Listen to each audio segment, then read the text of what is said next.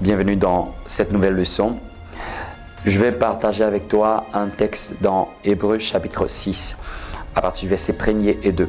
C'est un apôtre qui écrit et qui nous parle, je cite, « C'est pourquoi, laissant les rudiments de la doctrine de Christ, allons vers la perfection, ne posant pas de nouveau le fondement de la repentance des œuvres mortes, chose que nous avons vue à l'épisode au chapitre précédent.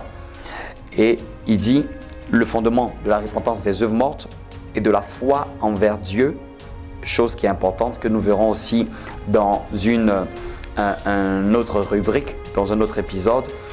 Il dit encore au verset 2 de la doctrine des baptêmes, de l'imposition des mains, de la résurrection des morts et du jugement éternel. Nous ferons cela si Dieu le permet. Donc il est en train de parler d'aller sur des enseignements un peu plus élevés en citant les éléments fondamentaux sur lesquels il considère qu'il avait déjà traité avec les chrétiens. Donc, il avait cité des éléments très importants, fondamentaux. C'était 1, la repentance des œuvres mortes. 2, la foi envers Dieu. 3, la doctrine des baptêmes. La doctrine des baptêmes, l'imposition des mains, la résurrection des morts et le jugement éternel. Ces choses, nous le verrons aussi dans les ABC de la foi. Aujourd'hui, je vais m'attarder sur la doctrine des baptêmes. Vous voyez ici, par exemple, ça a été dit la doctrine des baptêmes. Donc, si on dit des baptêmes, c'est qu'il y en a plusieurs. Amen. Si on dit des baptêmes, c'est qu'il y en a plusieurs. Et on va explorer les Écritures pour comprendre combien de baptêmes il y a dans la Bible. Amen. Mais avant de pouvoir savoir combien de sortes, on va d'abord définir qu'est-ce que c'est baptême. Déjà de manière simple, le mot baptême vient du grec baptizo. Le mot baptême vient du grec baptizo. Le mot baptême en français vient du grec baptizo, qui signifie une seule chose, ou des synonymes qui signifient plonger, immerger ou même submerger. Gardez à l'esprit. Déjà, nous définissons ce que c'est le mot baptême. Le mot baptême, dans son sens, tiré du grec baptizo, mais qui signifie plutôt plonger, immerger. Mais immerger, plonger dans une substance. Immerger, plonger dans une substance. Est-ce que quelqu'un me suit? Est-ce que vous me suivez? Submerger, plonger. Donc, c'est très important de comprendre déjà la définition étymologique du mot baptême. Cela veut dire plonger à l'intérieur d'une substance. Immerger quelque chose ou submerger quelque chose qui va se faire envahir par une substance. Une fois qu'on a compris ça, on va maintenant aller au deuxième élément de comprendre qu'est-ce que la Bible nous dit au sujet des baptêmes.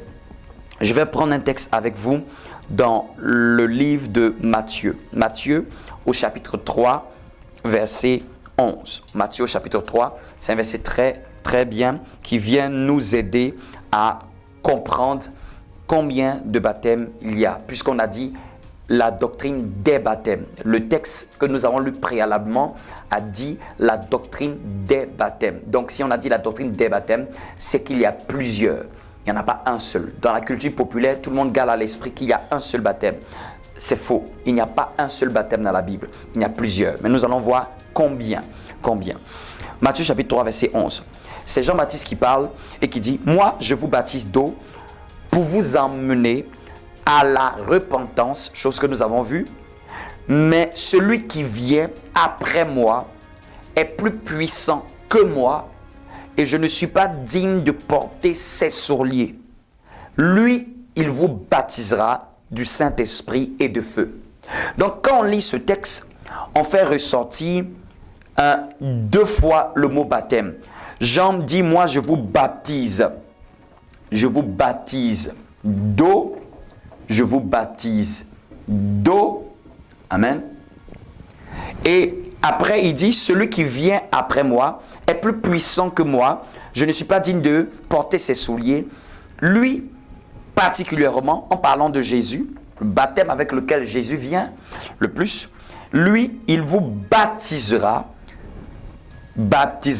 du Saint-Esprit. Baptisera du Saint-Esprit. Du Saint-Esprit. Baptisera du Saint-Esprit. Donc, en d'autres termes, dans ce texte, nous voyons deux types de baptême. Le baptême d'eau et le baptême du Saint-Esprit.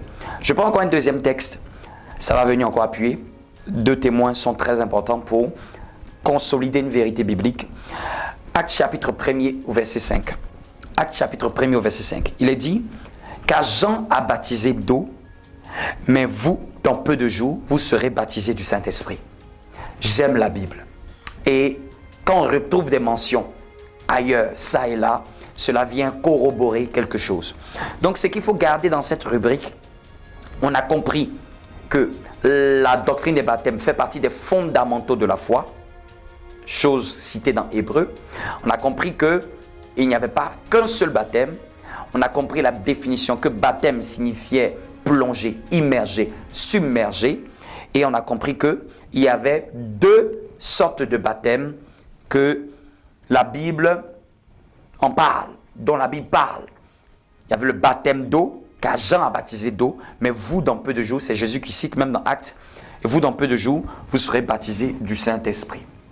Donc, il y a le baptême d'eau et il y a le baptême du Saint-Esprit. C'est ce que je veux que tu gardes à l'esprit.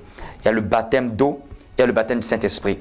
Et le baptême du Saint-Esprit, si on lit Matthieu chapitre 3, il dit de Saint-Esprit et de feu.